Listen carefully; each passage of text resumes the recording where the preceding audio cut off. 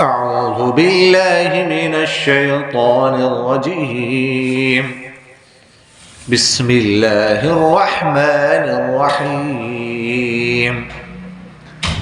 ألم تر إلى الذي حاج إبراهيم في ربه أن آتاه الله الملك إذ قال إبراهيم ربي الذي يحيي ويميت قال أنا أحيي وأميت قال إبراهيم فإن الله يأتي بالشمس من المشرق فأت بها من المغرب فبهت الذي كفر والله لا يهدي القوم الظالمين.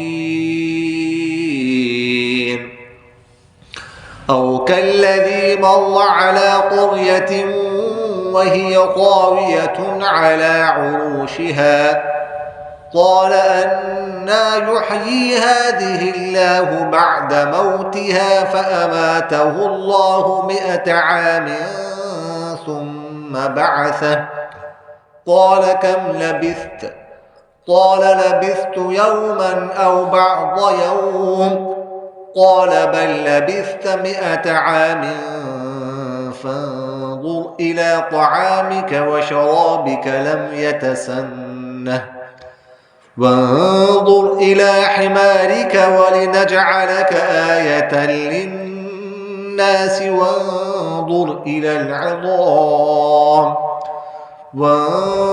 إلى العظام كيف ننشزها ثم نكسوها لحما فلما تبين له قال أعلم أن الله على كل شيء قدير.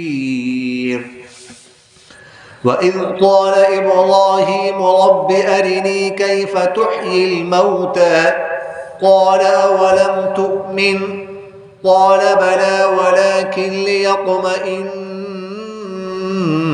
قلبي قال فخذ 4 من الطير فصرهن إليك ثم اجعل على كل جبل منهن جزءا ثم ادعهن يأتينك سعيا واعلم أن الله عزيز حكيم.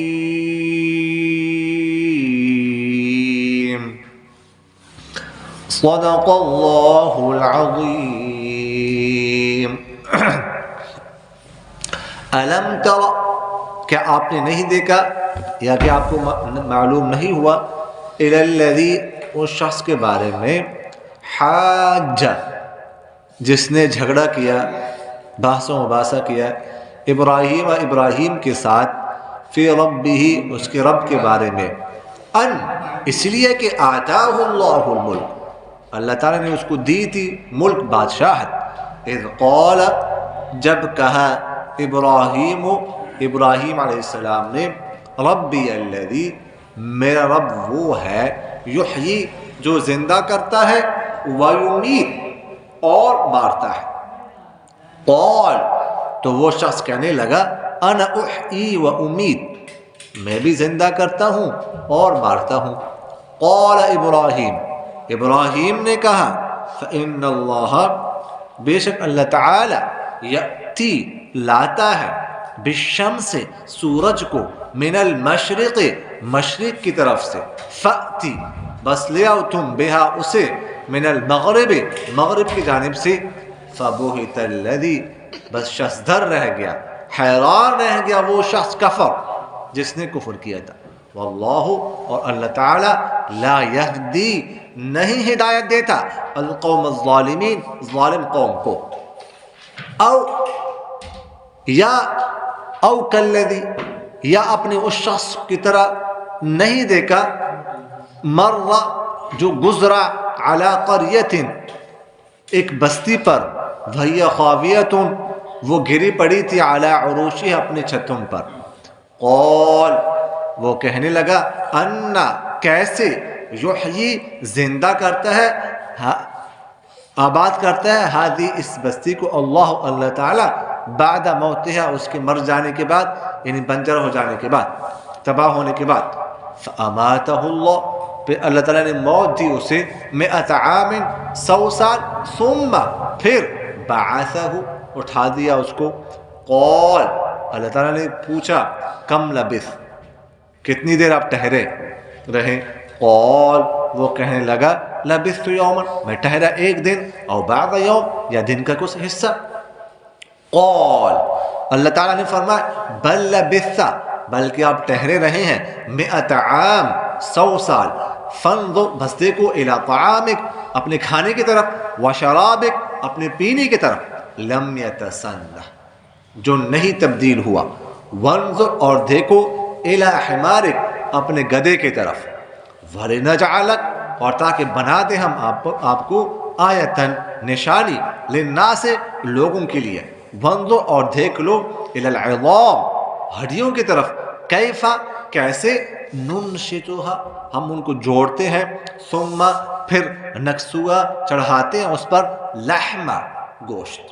فلما بس جب تبین لہو بات واضح ہو گئی اس لیے، قال تو وہ کہنے لگا اعلم میں جانتا ہوں، ان اللہ کہ بے شک اللہ تعالی علی کل شیء ہر چیز پر قدیر قدرت رکھنے والا ہے. وَإِذْ اور جب اس وقت بھی یاد کرو، قال کہا ابراہیم نے علیہ السلام، رب اے میرے رب، ارینی دکھا دے مجھے، کیفا کیسے، تحیی الموتى آپ زندہ کرتے ہیں مردوں کو. قال اللہ تعالیٰ نے فرمایا اولم تؤمن کیا تو ایمان یقین نہیں رکھتا. قال ابراہیم علیہ السلام نے کہا بلا کیوں نہیں، ولیکن لیطمئن لیکن تاکہ مطمئن ہو جائے قلبی میرا دل. قال تو اللہ تعالیٰ نے فرمایا فخذ بس لے لو 4 من الطیر 4 پرندوں میں سے، فصرہن پھر ان کو مانوس کر دو، الیکا اپنی طرف اپنے ساتھ، ثم جعل پھر رکھ دو، علی کل جبل ہر پہاڑ پر، منہن ان پرندوں میں سے، جزءاً ایک حصہ، ثم دعوہن پھر بلا ان کو، یأتینا کا وہ آئیں گے آپ کے پاس، سعین دوڑتے ہوئے. وعلم اور جان لو، ان اللہ کہ بے شک اللہ تعالی عزیز غالب ہے، حکیم بہت حکمتوں والا ہے.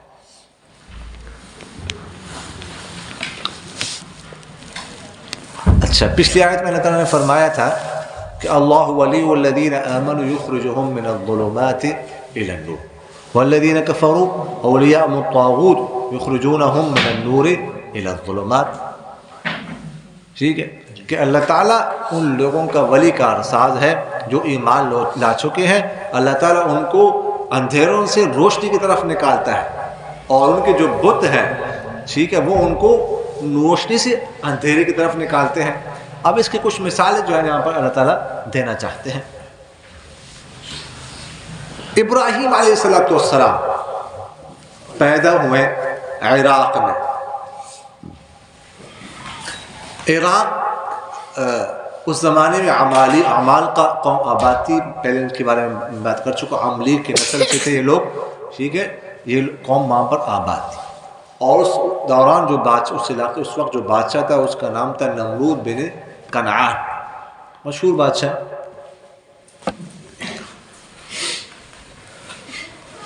4 بادشاہ گزرے ہیں جنہوں نے پوری دنیا پر حکومت کی ہے. تاریخ پوری دنیا پر 2 ان میں سے کافر تھے اور 2 مسلمان. جو کافر تھے ان میں سے ایک نمرود تھا. نمرود نے پوری دنیا پر حکومت کی. اور دوسرا جو کافر تھا بخت نصر ایرانی تھا، مجوسی، اس نے بھی پوری دنیا پر حکومت کی ہے. اس کا ظلم بہت مشہور، بہت ظالم گزرا ہے. اور اس کے بارے میں آتا ہے کہ اس نے یہ بیت المقدس پر حملہ کیا تھا، یہودیوں کو قتل عام کیا تھا، جہاں پر سونا چاندی وغیرہ سب کچھ لے کر گیا تھا. بڑا ظالم ایران کا تھا، مجوسی تھا. یہ 2 کافر تھے. اور 2 مسلمان بادشاہ گزرے ہیں جنہوں نے پوری دنیا پر حکومت کی ہے، سلطنت کی ہے. ان میں سے ایک تو پیغمبر ہے سلیمان علیہ السلام. اور دوسرے ذوالقرنین جو ابراہیم علیہ السلام کے قریب قریب گزرے ہیں یونان میں. ان کا اصل نام اسکندر ہے. ذوالقرنین کا اسکندر اصل نام بن فلقوس. ٹھیک ہے. یونان میں ایک بستی ہے مقدونیہ، وہاں پر گزرے. موحد تھے، سولہ پارے ان کا ذکر ہے، لیکن پتہ نہیں آج کل یونان میں مسلمان ہے بھی کہ نہیں. حکومت تو مسلمانوں کے پاس نہیں ہے نا. ٹھیک. اور یہ وہاں کے گزرے تھے، کتنے موحد گزرے، تو حالات کیسے کیسے بدل جاتے ہیں. جی تو یہ گزرے. تو نمرود یہ اس وقت بادشاہ تھا. ٹھیک ہے. اور نمرود کے بارے میں آتا ہے کہ بعض روایت میں 400 سال اس کی عمر تھی. ہو سکتا ہے، بڑی عمر کا تھا. تو ابراہیم علیہ السلام ایران میں، عراق میں، معذرت عراق میں پیدا ہوئے. بستی تھی ایک وہاں پر، اس وقت اس کا نام تھا عراق میں کوسا، موسیٰ کی طرح پر وزن طوبہ وہ نام تھا. آج کل اس کو ار کہتے ہیں. آج کل تو ایک قصبہ سا ہے، لیکن اس زمانے میں وہ دارالخلافہ تھا. تو ابراہیم علیہ السلام کی پیدائش گویا کہ دارالخلافہ میں ہوئی تھی.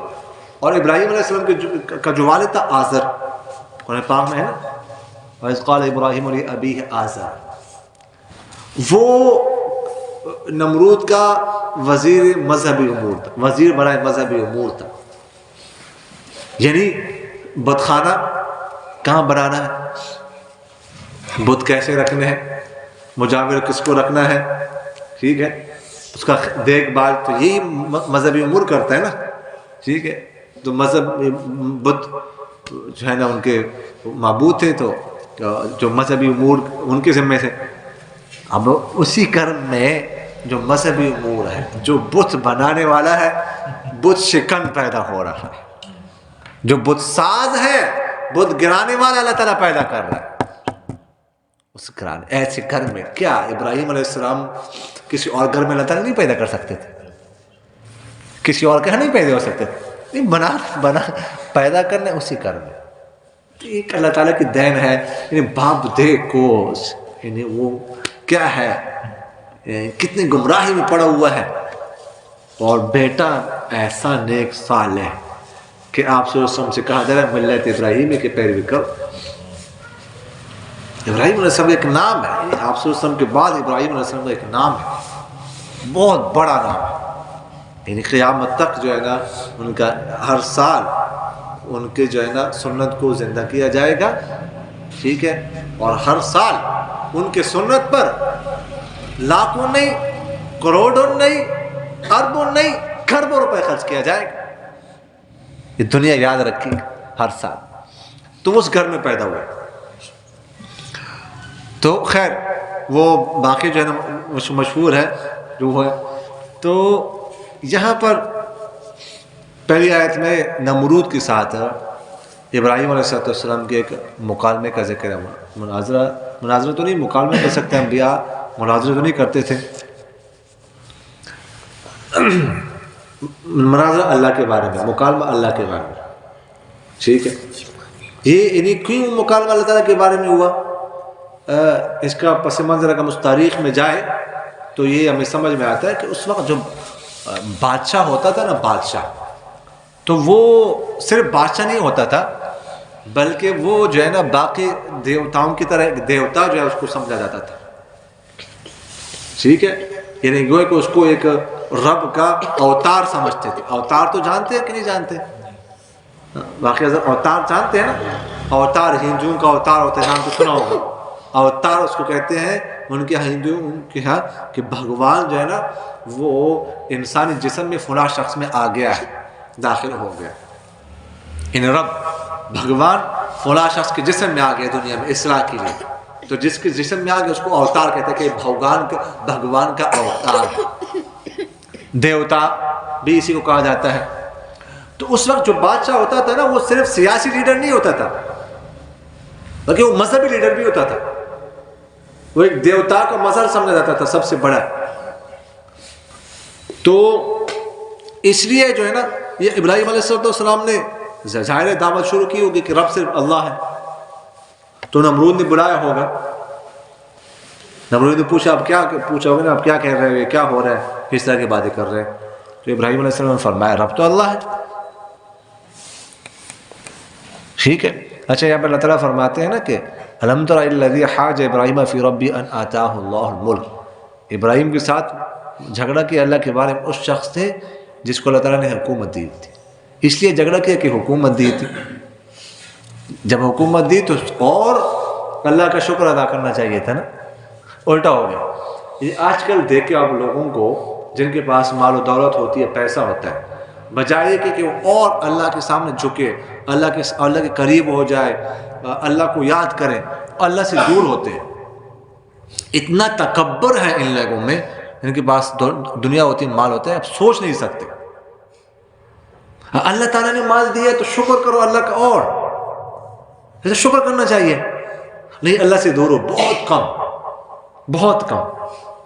انہیں اپنے ملازموں سے تو صحیح وہ بات بھی نہیں کرتے، بات بھی نہیں کر، ملازموں کے سامنے بات نہیں کر سکتے، دوسری بات نہیں کر سکتے. یہ تکبر. تو اس میں بھی ایسے ہی ہو گیا. تو ابراہیم علیہ السلام سے اس نے پوچھا کون ہے رب؟ تو ابراہیم علیہ السلام نے فرمایا رب وہ ہے جو زندہ کرتا ہے، مارتا ہے. تو کہا ہو یہ کوئی مشکل کام نہیں ہے، زندہ تو میں بھی کرتا ہوں، مارتا تو میں بھی ہوں. ابھی دکھاتا ہوں آپ کو. کیا کیا جی؟ ایک شخص تھا، اس کو جو ہے نا ماتحت عدالتوں نے سزائے موت دی تھی، ٹھیک، لیکن صدر کے پاس اپیل ہے معافی کی، اختیار. بالکل غیر شرعی قانون ہے، آج کل بھی ہمارے یہاں بھی ہے. صدر کون ہوتا ہے معاف کر سکتے ہیں؟ صدر تو معاف نہیں کر سکتے. سزا تو پیغمبر بھی نہیں معاف کر سکتے تھے. ایک دفعہ رجم کیا تو آپ صلی اللہ علیہ وسلم نے فرمایا کہ دیکھو جو اس طرح کے معاملات ہوتے ہیں نا تو وہ نیچے نیچے حل کیا کرو، میرے پاس مت لایا کرو. اور جب وہ رجم کا وہ تفصیلی واقعہ ہے، تو جب رجم کا وہ صحابی سے غلطی ہو گئی تھی، ابو بکر صدیق رضی اللہ عنہ کے پاس گئے تو انہوں نے کہا بس توبہ کر لو اور بات کو آگے مت لے جاؤ. ان کو پتہ تھا کہ اگر آپ صلی اللہ علیہ وسلم کے پاس بات گئی، ثابت ہو گئی تو سزا ہونی ہے. وہ تو پیغمبر نہیں معاف کر سکتے، صدر کون ہوتا ہے معاف کر دے؟ جب ایک دفعہ سزا ثابت ہو جائے تو معاف نہیں ہو سکتے نا، نہیں ہو سکتے. پیغمبر اگر معاف کر سکتے تو رجم کرتے پیغمبر کسی کو. یعنی آپ صلی اللہ علیہ وسلم جو ہے نا وہ یعنی کسی اپنے امتی کو رجم کرے، لیکن نہیں معاف کر سکتے. تو خیر، تو ماتحت عدالتوں نے اسے سزائے موت سنائی تھی، تو نمرود نے کیا کیا؟ اسے رہا کر دیا. اور ایک بے گناہ بیچارہ شخص تھا، اس کو پکڑ کے قتل کر دیا. کہا کہ دیکھو یہ میں بھی کیا، دیکھو وہ اس نے مرنا تھا، اس کو میں نے زندہ کر دیا، اور اس نے زندہ رہنا، اس کو میں نے مار دیا، یہ تو میں بھی کر سکتا ہوں. تو ابراہیم علیہ السلام نے بجائے یہ کہ اس میں مزید میں بحث کروں کہ اس کو میں سمجھاؤں کہ یار یہ تو احیاء اور اماتت نہیں ہے، تو زندہ کرنا نہیں ہے، تو مارنا نہیں ہے. زندہ کرنا تو کہتے ہیں بغیر کسی سبب کے روح ڈالو، زندگی ڈالو کسی میں. مارنا بغیر کسی سبب کے اسے روح نکالو. یہ تو احیاء اور اماتت نہیں ہے، زندہ کرنا مارنا تو نہیں ہے. اگر یہ مارنا ہے تو پھر تو جتنے ڈاکو قتل کر رہے ہیں سارے خدا ہو گئے، یہ تو سارے رب بن گئے. یہ تو قتل ہے، یہ تو اماتت نہیں ہے. یہ کوئی بھی کر سکتا ہے، پھر سارے رب بن جائیں گے کیا؟ لیکن ابراہیم علیہ السلام نے سوچا کہ اتنی موٹی عقل والا ہے، اتنا بے وقوف ہے، اب میں اس سے کیا اس پہ بات کروں؟ اور پیغمبر مناظر تو کرتے نہیں. تو اس لیے ابراہیم علیہ السلام نے اسے بڑی واضح دلیل پیش کی کہ میرا رب وہ ہے جو سورج کو مشرق کی طرف سے طلوع کرتا ہے اور مغرب غروب کرتا ہے. اگر تو رب ہے تو مغرب کی طرف سے اس کو طلوع کرو، یہ کہا. اچھا، سورج کی بات بھی اس لیے کی کہ سورج کو جو ہے نا وہ جیسے میں نے آپ سے عرض کیا کہ اس وقت وہ جو ہے نا اس میں سمجھتے تھے کہ جیسے میں نے آپ سے عرض کیا کہ بادشاہ جو ہے نا وہ ایک دیوتا بھی سمجھا جاتا تھا. تو ایک سورج کا دیوتا کا مظہر سمجھا جاتا تھا گویا کہ بادشاہ. تو سورج کے بارے میں بات کی کہ انہیں ایک واسع سی چیز ہے اور یہ قدر کی نگاہ سے بھی اس کو دیکھتے ہیں. معبود سمجھتے تھے. دوسری جگہ پر 7ویں پارے میں اس کا ذکر ہے, اس کو معبود سمجھتے تھے. تو اللہ قرآن پاک میں اللہ تعالیٰ فرماتے فَبُہِتَ الَّذِي كَفَرَ. یہ بات وہ سن کے نا ہکا بکا رہ گیا, کوئی جواب نہیں, خاموش ہو گئے. ابراہیم علیہ السلام ظاہر ہے وہ خاموش ہو گئے تو مکالمہ جیت گئے.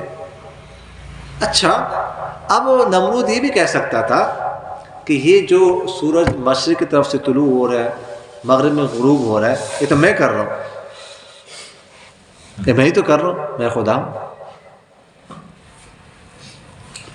ٹھیک ہے, تم جا کے نا اپنے رب سے کہو کہ مغرب کی طرف سے طلوع کر. یہ کہہ سکتا تھا, لیکن اس نے نہیں کہا, اس لیے کہ اس کو پتا تھا کہ اگر میں نے یہ کہہ دیا, ابراہیم علیہ السلام نے دعا کی تو مغرب کی طرف سے طلوع ہو جائے گی, اب سارے لوگ دیکھ لیں گے پھر اور بدنامی ہو جائے گی. وہ سمجھ گئے, خاموش ہو گئے. اچھا, یہ ذہن میں رکھیے گا کہ یہ ہمارے کتابوں میں لکھا ہوا ہے کہ سورج مغرب کی طرف سے بھی طلوع ہوگا, اور یہ قیامت کی نشانیوں میں سے بڑی نشانی ہوگی. اور یہ ایک دن ایسا ہوگا بالکل, مطلب بالکل صاف ہوگا, کوئی دھند نہیں ہوگی, کوئی بادل نہیں ہوں گے, سورج طلوع نہیں ہو رہا ہوگا. لوگ کہیں گے کیوں نہیں طلوع ہو رہا, اچانک مغرب کی طرف سے طلوع ہو جائے گا اور دوپہر تک وہ رہے گا. اس کے بعد اللہ تعالیٰ سے کہیں کہ اب تو جا کے مشرق کی طرف سے طلوع ہو جا اور جتنی تاخیر ہوئی ہے وہ تاخیر کو پورا کرو. اور اس کے بعد دنیا تقریباً 120 سال رہے گی, اس کے بعد ختم ہو جائے گی, قیامت آ جائے گی. اور جب مغرب کی طرف سے طلوع سورج ہو جائے گا تو اس کے بعد توبہ کا دروازہ بند ہو جائے گا. کسی کی توبہ قبول نہیں ہوگی, کسی کا ایمان قبول نہیں ہوگا, ختم بس. اور اب تو سائنسدان بھی اس نتیجے پر پہنچے, وہ مانتے ہیں کہ ایک وقت آئے گا کہ سورج مغرب کی طرف سے طلوع ہوگا, اس بات کو مانتے ہیں. تو یہ ہوگا. اگلی آیت میں اللہ تعالیٰ ایک اور واقعہ جو ہے وہ ذکر کرنے, او کلذی, اصل میں ماقبل پر ہے نا عطف ہے, اور تقسیم کے لیے آتے ہیں ماقبل پر عطف ہے. او رأیت مثل الذی, او رأیت صحابی کشاف کہتے ہیں, او رأیت مثل الذی, کلذی کا بمانا مثل, یا آپ نے اس شخص کی طرح شخص دیکھا ہے. اس میں جس شخص کا واقعہ ویسے تو اس کا ذکر قرآن پاک نہیں کہ کون ہے, لیکن مفسرین فرماتے ہیں کہ اس سے مراد عزیر علیہ السلام ہے. صاحب کشاف نے لکھا ہے کہ کوئی غیر مسلم تھا, کافر تھا, لیکن بات غلط نہیں, عزیر علیہ السلام کا ذکر ہے. اور جس بستی کا ذکر ہے اس بستی سے مراد بیت المقدس ہے. بیت المقدس پہلے بھی میں آپ سے عرض کر چکا ہوں کہ صہیون ایک پہاڑ کا نام ہے. صہیون, سیہون کو پڑھتے ہیں آج کل, سیہون نہیں صہیون, بلکہ صہیون پڑھا. ایک پہاڑ ہے جو 5000 فٹ کی بلندی پر ہے, اس پر جو شہر آباد ہے اس کو بیت المقدس کہا جاتا ہے. تو یہ بستی تھی بڑی آباد سرسبز. تو میں نے آپ سے عرض کیا کہ بخت نصر نے اس پر حملہ کیا, قتل عام کیا. 40,000 تورات کے علماء کو قتل کیا. وہ تورات کو ختم کرنا چاہتا تھا, تو اس کا حل یہ تھا علماء قتل کر دو, جن کو تورات آتی ہے ان کو قتل کر دو. 40,000 علماء کو قتل کر دیا, گھر گرا دیا. تو فرماتے اللہ تعالیٰ کہ وہ چھتوں کے بل گرے ہوئے تھے, پہلے چھت گر گئی, اس کے بعد دیواریں پر گر گئی. تو عزیر علیہ السلام نے اس بستی کو پہلے دیکھا تھا. اس کے بعد جب یہ ہو گیا, ہڈیاں پڑی ہوئی ہیں, لاشیں پڑی ہوئی ہیں, سب کچھ بالکل تباہ ہو چکی ہے بستی. تو عزیر علیہ السلام کا اس بستی پر گزر ہوا, تو دیکھا بستی بالکل ویران, کوئی بھی نہیں. تو عزیر علیہ السلام نے دل میں سوچا کہ کیا اللہ تعالیٰ اس کو بھی آباد کریں گے؟ کر تو سکتے ہیں, لیکن کیسے کریں گے, یہ کیسے ہوگا؟ یہ دل میں خیال آیا, یہ دل میں کہا. تو اللہ تعالیٰ فرماتے ہیں کہ ہم نے عزیر علیہ السلام کو موت دی تھی. مر گئے. اچھا عزیر علیہ السلام کے پاس انجیر تھی، ٹھیک ہے، اور کچھ جو ہے نا جوس تھا پھلوں کا، نبی جسے کہا جاتا ہے نا، کھجور وغیرہ کا جو جوس ہوتا ہے وہ تھا، اور ایک گدھا تھا ساتھ. اللہ تعالیٰ نے موت دے دی، مر گئے. 100 سال بعد اللہ تعالیٰ نے ان کی زندگی، 100 سال، 1 صدی گزر گئی پوری. اللہ تعالیٰ نے ان سے پوچھا کتنا عرصہ آپ یہاں پہ رہے؟ تو چونکہ دن کا وقت تھا تو انہوں نے کہا ایک دن یا دن کا کچھ حصہ. اگر اسی دن میں کی بات ہے تو دن کا کچھ حصہ، پچھلے دن کی بات ہے تو ایک دن ہو گیا. اللہ تعالیٰ نے ان سے فرمایا کہ تم 100 سال رہے، 100 سال گزر گئے یہاں پہ، 100 سال. اور پھر فرمایا کہ دیکھو، اچھا اتفاق کی بات ہے کہ جو انجیر تھی جو جلدی خراب ہوتی ہے، اور جو اس کا جوس تھا، ٹھیک ہے، نبیذ کا، پھلوں کا، وہ 6 سال ہے. لیکن انجیر کے بارے میں آتا ہے کہ یہ بہت جلدی یہ پھل خراب ہو جاتا ہے، بہت جلدی، سب سے زیادہ جلدی خراب ہو. اور سکھا کی بات تو نہیں، لیکن اس کے علاوہ. اچھا گدھا جو ہے نا، گدھا زیادہ دیر تک زندہ رہ سکتا ہے، لیکن گدھا جو ہے نا وہ مر چکا ہے، ہڈیاں ادھر ادھر بکھری ہوئی ہے اس کی، اس پر سوار تھے. اور یہ صحیح سالم ہے. جو چیز جلدی نہیں خراب ہوتی وہ خراب ہو گئی، جو جلدی خراب ہوتی ہے نہیں خراب ہوتی. اللہ تعالیٰ نے دکھانا چاہا تو فرمایا اللہ تعالیٰ نے اس کو اپنے کھانے کی طرف دیکھو، کھانے پینے کی چیزوں کو دیکھو خراب نہیں ہوگی. اور یہ دیکھو گدھا. اب دیکھو اللہ تعالیٰ نے فرمایا دیکھو ہم کیا کرتے ہیں، اس کے ہڈیوں کو جوڑیں گے، ٹھیک ہے، اس پر گوشت چڑھائیں گے، اس کو ڈالیں گے، آپ کے سامنے گدھا بن جائے گا، چلتا پھرتا بن گیا. اچھا اب عزیر علیہ السلام اپنی بستی میں چلے گئے، اپنے علاقے میں. وہاں پہ ایک مائی بیٹھی ہوئی ہے چارپائی پر. تو انہوں نے پوچھا کون ہو آپ؟ اس نے پوچھا تم کون؟ تو عزیر نے فرمایا میں عزیر ہوں. وہ کہنے لگے عزیر ہو؟ تیرا دماغ ٹھیک ہے؟ وہ تو فوت ہو گئے ہوں گے، مر گئے ہوں گے. انہوں نے کہا نہیں میں عزیر ہوں. وہ بیچاری بیٹھی ہوئی تھی بہت کمزور، 100 سال گزر گئے، کتنی عمر ہوگی اس خاتون کی، ٹھیک ہے، اپاہج، نابینا، بینائی چلی گئی، ٹھیک ہے، چل پھر نہیں سکتے. تو وہ کہنے لگی اگر تم واقعی عزیر ہو تو عزیر تو مستجاب الدعوات تھے، وہ جو دعا مانگتے تھے قبول ہوتی تھی. تم دعا مانگو اللہ تعالیٰ مجھے بینائی واپس کر دے، میری ٹانگ پاؤں کو ٹھیک کر دے، پھر میں مانوں گی کہ تم عزیر اللہ کے پیغمبر ہیں. تو عزیر علیہ السلام نے دعا مانگی، بینائی آ گئی، ٹانگیں پاؤں اس کے ٹھیک ہو گئے. وہ کہنے لگی من گئی، ٹھیک ہے. اچھا میرا گھر کدھر ہے؟ عزیر علیہ السلام نے پوچھا. تو انہوں نے ہاتھ پکڑ کے لے گئی. پہلے گھر کنارے پر تھا، اب 100 سال بعد اتنی آبادی ادھر بیچ میں آ گیا، اب بستی کے بیچ میں ہے. تو عزیر علیہ السلام نے کہا یہ گھر ہے. تو اب تو عزیر علیہ السلام کے بیٹے پوتے پڑ پوتے نکڑ پوتے سکڑ پوتے علاقے پڑ پوتے کتنے ہے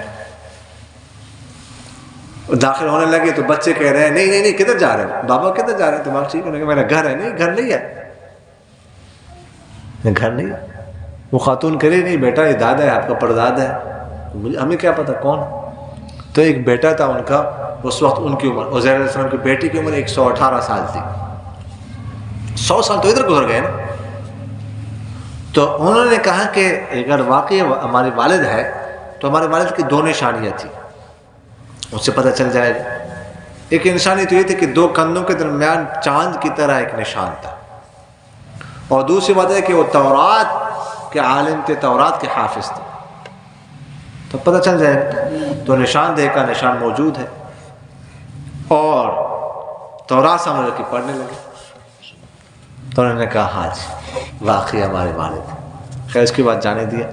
تو یہ یہاں پر واقعہ اللہ تعالیٰ نے ان کو بتانا چاہا کہ ہمارے لیے اس طرح کسی کو زندہ کرنا یہ کوئی مشکل کام نہیں ہے. عزیر علیہ السلام ظاہر ہے کہ اس پر تو ایمان رکھتے تھے، یقین رکھتے تھے نا، لیکن وہ کہتے کیسے ہوگا؟ تو اللہ تعالیٰ نے دکھا دیا کہ ایسے ہوگا. اگلی آیت میں ایک اور واقعہ وہ بھی اسی طرح ہے. اللہ تعالیٰ بتانا چاہتے ہیں کہ ہمارے لیے کوئی مشکل نہیں ہے. ابراہیم علیہ السلام نے سوال کیا، ابراہیم علیہ السلام نے کہ یہ اللہ آپ کیسے مردوں کو زندہ کرتے ہیں؟ اللہ تعالیٰ نے فرمایا کیا تم یقین نہیں ہے؟ فرمایا یقین تو ہے لیکن اطمینان قلبی چاہتا ہوں. ایک ہے سنی سنائی بات، ایک ہے بالکل دیکھنا، دونوں میں فرق ہے. تو اللہ تعالیٰ نے فرمایا ٹھیک ہے میں دکھاتا ہوں تمہیں کیسے زندہ کرتا ہوں. ایسے کرو کہ 4 پرندے لے لو اور پرندوں کو اپنے ساتھ مانوس کر لو. پرندے مانوس ہو جاتے ہیں، ٹھیک ہے، پرندے مانوس ہوتے ہیں، آپ نے دیکھا ہوگا بعض لوگوں کے ساتھ ہوتے ہیں، کندھوں پر بیٹھتے ہیں، ہاتھ پر بیٹھتے ہیں، چیز جو ہے وہ چھینتے ہیں، ساتھ ساتھ جا رہے ہوتے ہیں، وہ مانوس ہو جاتے ہیں. تو فرمایا 4 پرندے لے لو. 4 پرندے کون کون سے تھے؟ تو ان میں سے ایک پرندہ مور کو اپنے حسن پر بڑا گھمنڈ، بڑا فخر ہے کہ میں بہت حسین ہوں. اس کی ٹانگیں اگرچہ خوبصورت نہیں ہوتی، باقی حسین ہوتی. ایک مور تھا، اور دوسرا جو ہے نا وہ مرغے میں جو ہے نا وہ شہوت زیادہ ہوتی ہے. تیسرا جو ہے وہ تھا غراب کوا. یہ خسیس النفس ہوتا ہے. اس نفس شریف تب نہیں ہوتا، شرافت تب ہی نہیں ہوتا، خسیس سا ہوتا ہے، یعنی طبیعت میں گندگی ہوتی ہے، اس لیے گندی چیزیں کھاتے ہیں. اور چوتھا تھا کبوتر جو ہے نا وہ اپنی مراد حاصل کرنے میں جلدی کرتا ہے. یہ 4 پرندے لے لو. اسی وجہ سے چونکہ انسان میں ان پرندوں کا یہ چیزیں ہیں، رکھی ہوئی ہے، ٹھیک، کہ وہ اپنے فخر پر، اپنے حسن پر فخر ہے اس کو، اور شہوت بھی اللہ تعالیٰ نے اس کے اندر رکھی ہے. اور اس کے علاوہ جو ہے خسیس النفس ہوتا ہے. بہت کم لوگ جو ہے نا وہ نفیس النفس ہوتے ہیں، خسیس النفس ہوتے ہیں، اور اپنی جلد بازی کرتے ہیں مراد پوری کرنے میں. یہ پرندوں کی صفات انسان کے اندر موجود ہے. تو یہ پرندے لے لو. پرندے لے لیے ابراہیم علیہ السلام نے. ان کو مانوس کرو اپنے ساتھ. کچھ عرصہ مانوس کر دیا، کچھ عرصہ اپنے ساتھ ان کو رکھا، مانوس ہو گئے. ابراہیم علیہ السلام اشارہ کرے آ جاؤ، ایسے کرتے ہیں، آتے ہیں، فوراً بلاتے آ کر آتے ہیں، مانوس ہو گئے. اب اللہ تعالیٰ نے فرمایا کہ ان کو ذبح کر دو. 4 کو ذبح کر دو. ذبح کرنے کے بعد اللہ تعالیٰ نے فرمایا کہ ان کی جو سر ہے وہ اپنے پاس رکھو، باقی آپس میں مکس کر دو، قیمہ بنا دو، پر ٹانگے، گوشت، ہڈی، سب کا قیمہ بنا دو، مکس کر کے سب کا، چاروں کا قیمہ بن گیا. اچھا، اب 4 پہاڑوں پر الگ الگ جو ہے نا ان میں سے حصہ ایک ایک اٹھا کے رکھ لو. یعنی ہر پہاڑ پر سب کا جو ہے نا وہ قیمہ، تمام پرندوں کا کے اعضاء رکھ دیے. اب جو ہے نا مثال کے طور پر مرغا لے لو، اور مرغے کو جیسے آپ پہلے بلاتے تھے، آپ کے ساتھ مانوس ہو گئے، اس طرح بلاؤ، سر اس کا رکھو. مرغے کو بلایا تو ہر پہاڑ سے جو مرغے کے ان قیمے میں اجزاء تھے وہ اڑ گئے، ہوا میں آپس میں جڑ گئے، سر کے ساتھ آ کے مل گئے، پرندہ اڑنے لگا، مرغا بن گیا. مور کو بلایا تو اس کے بھی اجزاء ہر پہاڑ میں سے ایسے اڑ گئے، ہوا میں آپس میں مل گئے، آ کے سر کے ساتھ مل گئے، اڑنے لگے. کبوتر کو بلایا، اس کے اجزاء گوشت وغیرہ وہ بھی اڑ کے آپس میں جڑ گئے، یا اس کے ساتھ مل گئے، اڑنے لگے. اس طرح غراب کوا وہ بھی ایسے ہو گئے. تو اب اللہ تعالیٰ نے فرمایا دیکھ لیے ہم ایسے زندہ کرتے ہیں.